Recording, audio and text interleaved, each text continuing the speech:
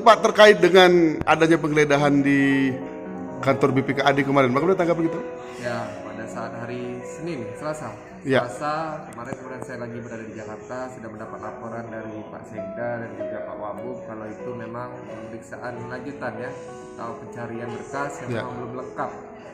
Karena kita tahu ada beberapa berkas yang diminta oleh Kejari untuk dilengkapi. Ya, kemarin kalau berdasarkan laporan Pak Wabub hanya terjadi miskomunikasi Ya.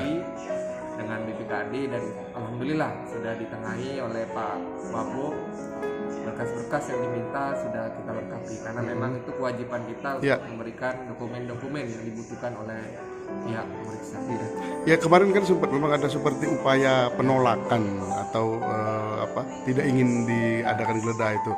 Sebenarnya apa yang terjadi betul seperti itu? Sebenarnya bukan ditolak, tadi sudah saya sampaikan Ya. hanya miskomunikasi. Alhamdulillah sudah ditengahi oleh Pak Wabub dan berkas-berkas yang diminta memang Sudah ada. Ya. Artinya clear itu, Pak ya? ya clear. Nah, mungkin memang pada saat pengambilan berkas mungkin mereka mau meriksa lagi, kita belum tahu ya ke depan bagaimana, hanya kita ikuti saja perkembangan apa yang diminta. Tentunya kita sebagai pemerintah memenuhi apa yang diminta oleh pihak pemeriksa. Pak, terus himbauan kepada pihak BPKAD, Pak, agar jangan sampai terjadi lagi seperti Ya, tanda kalau kutip konflik-konflik. saya sih bukan hanya sekedar BPKAD ya, Ya. seluruh OPD terkait ya, selagi kita menjalankan tugas dengan baik, dengan benar, jangan takut untuk diperiksa karena kita terbuka untuk siapa saja, data-data apapun yang menjadi kewajiban atau yang diminta oleh pihak-pihak terkait kita penuhi. Jadi selagi ke depan bukan hanya BPKAD tapi juga seluruh OPD di lingkungan Kabupaten Ogan Ilir untuk secara terbuka dan transparan baik dengan media dan juga pihak-pihak terkait yang lain. Oke. Dan kemarin kan sudah ada penetapan tersangka terhadap Kepala Dinas Transmigrasi dan Tenaga Kerja, Pak. Ini tentu mengganggu kinerja karena otomatis mereka tidak bisa bekerja. Nah, apa tindakan dari pemerintah Kabupaten Ogan Ilir, Pak, terhadap itu? Apakah akan ada penggantian posisi? Memang untuk Pak Saili terutama karena di lingkungan dinas transmigrasi. Iya.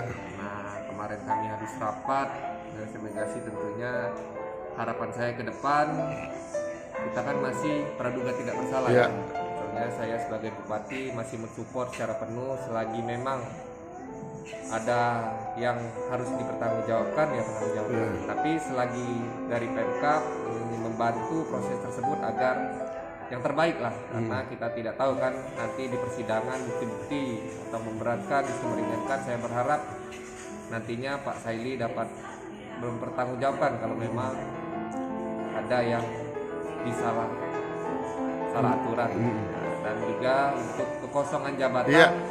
Juga nanti saya dengan Pak Wabub untuk berkomunikasi bagaimana memang kita SDM untuk mengisi dinas tenaga kerja ini harus SDM yang mumpuni. Yang mumpuni, betul. Jangan sekali menaruh agar tidak terjadi rotasi sering. Saya berharap untuk dilakukan asesmen dan juga uji pada Kompetensi, Pak ya? kompetensi untuk mengisi dinas transmigrasi tersebut. Pak, apa sudah ada kandidatnya, Pak, yang sudah kita siapkan itu? Untuk dalam waktu dekat belum ya. Belum ada, Pak ya? Tapi saya sudah menugaskan untuk yang berminat tentunya atau memang memiliki kompetensi untuk langsung menghadap saya dan kita akan melakukan assessment untuk uji tersebut. Artinya ini terbuka, Pak ya? Siapapun yang merasa punya kemampuan, memang latar belakangnya itu bisa Ya untuk sekarang terbuka tentunya. terbuka, Karena Pak ya? memang kita juga kekurangan SDM ya di lingkungan ASN Pemkab Ogan Ilir. Maka saya berharap bukan saja di lingkungan Pemkab Ogan Ilir, mungkin ada dari kabupaten lain yang ingin berkontribusi untuk Kabupaten Ogan Ilir. Ya saya tentunya membuka pintu selebar-lebarnya. untuk bergabung, Pak ya? Ya. Oh, sekarang sudah ada PLT, Pak? Ya belum, tapi nanti akan saya segerakan. Segera akan kita tunjuk Secara PLT. otomatis di bawahnya dulu. Heeh. Oh, ya, Sekretaris menjabat sebagai. Ya, tapi dalam waktu dekat akan kita komunikasikan. Kan sempat kemarin ada isu juga soal mobil-mobil milik pemerintah Kabupaten Ogan Ilir, artinya dalam tanda kata lain mobil dinas yang sampai saat ini keberadaannya tidak ketahui atau diguna pakai oleh pihak-pihak lain. Nah, ini bagaimana, Pak? Karena tentu Bapak ingin pengelolaan aset ini akan segera dibenahi, Pak ya? Jadi begini, biar kita tidak terjadi simpang siur, tentunya untuk penertiban aset ini saya menugaskan Sekda, Wabub, dan juga Pol PP ya. Bukan hanya saja mobil dinas bupati, Iya. tapi seluruh mobil-mobil atau aset-aset yang dipegang atau dikelola atau dimiliki atau di hak kuasanya ada di tangan orang yang tidak ada dalam kewajiban untuk menggunakan mobil dinas tersebut. Jadi perlu digarisbawahi, saya menugaskan bukan hanya mobil bupati, tapi untuk seluruh aset yang ada mobil dinas di Pemkab Ogan Ilir, dan khusus untuk mobil bupati karena memang saya kebenaran sering ke lapangan, sholat Jumat, safari dan lain-lain. Tentunya kemarin ada beberapa rute yang tidak bisa saya pastikan untuk lewati karena mobil saya tidak Kompatibel ya?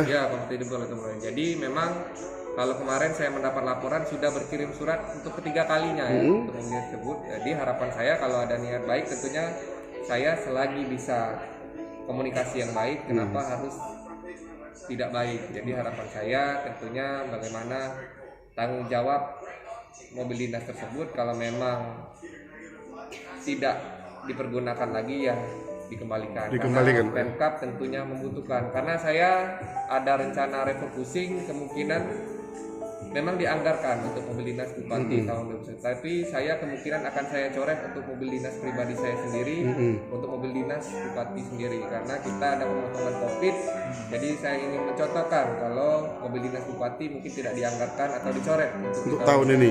Oh, ini menarik Pak. Artinya dengan tidak Bapak merencanakan untuk tidak menganggarkan untuk mobil dinas, mestinya mobil dinas yang ada sekarang ini yang ingin dipakai. Saya rasa itu suatu pemborosan apabila saya membeli mobil dinas yang baru saja.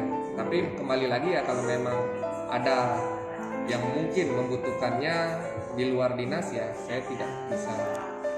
Pak, Saya hanya menserahkan ke Pol PP dan dinas yang terkait ya untuk mengirim surat untuk yang ketiga kalinya. apakah akan ada upaya tarik paksa itu Pak? Ini kan memang aset negara. Kalau masalah tarik paksa ya kita serahkan ke dinas terkait ya. Kalau saya selalu mengingatkan selagi bisa komunikasi dengan baik ya komunikasi dengan baik, jangan sampai ada gejolak atau hal-hal yang timbul berakibat apabila penarikan paksa. Saya selalu mengingatkan selagi bisa berkomunikasi dengan baik tentunya kita secara baik. Oke. Janji kampanye ya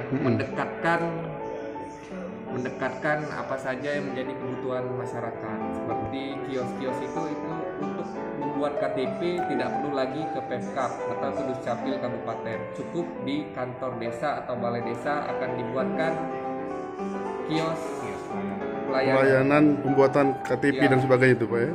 Pelayanan pembuatan KTP, KK dan lain-lain. Tapi kami akan mencontohkan di 3 desa dulu rencananya untuk pemula 3 atau 4 desa untuk permulaan.